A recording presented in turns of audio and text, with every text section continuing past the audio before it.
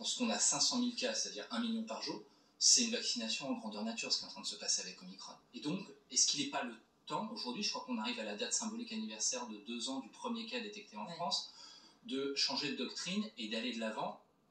Montage Ophélie Béguiot-Migny-Azan. Professeur Megarban, une vaccination grandeur nature. Donc là, il reprend l'idée qui est de plus en plus répandue aujourd'hui que finalement, ce variant amène l'immunité et peut-être une forme d'immunité collective. Est-ce que vous êtes aussi parmi les nouveaux convaincus par cette idée-là? Alors, je dirais, je suis plus réservé. Donc, d'abord, il est très peu probable qu'Omicron contamine la totalité de la population. Pour plusieurs raisons. D'abord, parce qu'un certain nombre d'entre nous sont déjà immunisés. Deuxièmement, certains ont une sorte d'immunité naturelle qui les empêchera d'être contaminés.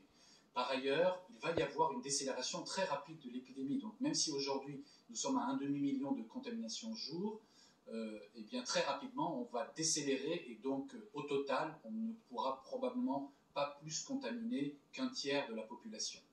Alors ensuite, je ne suis pas favorable à effectivement tout ouvrir et lever les restrictions, car à nouveau, même si la très grosse majorité de la population ne risque rien avec Omicron, si ce n'est de passer 48 heures un peu difficiles avec de la fièvre au lit, eh bien, il faut protéger les plus fragiles, et notamment les immunodéprimés. À nouveau, je répète, nous avons plusieurs patients actuellement en réanimation contaminés par Omicron qui sont greffés d'organes et qui vont décéder malheureusement.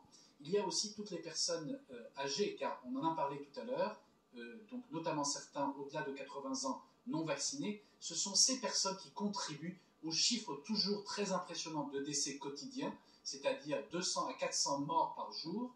Ce sont des patients qui soit ne viennent même pas à l'hôpital parce qu'ils sont effectivement dans des EHPAD et souvent dans des états, on va dire, de comorbidité assez avancée, mais parfois même, malgré les soins à l'hôpital, finissent par décéder. Donc il faut faire attention. Oui, effectivement, parmi les jeunes, on va dire Omicron n'est probablement pas un gros problème à l'origine d'une morbidité importante. À l'inverse, attention, ça reste un virus différent aujourd'hui des virus des rhumes habituels.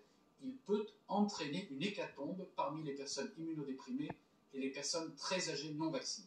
Et il y a aussi parmi les 258 morts, par exemple, de ces dernières 24 heures, mais je le dis parce que vous me le disiez, et vous nous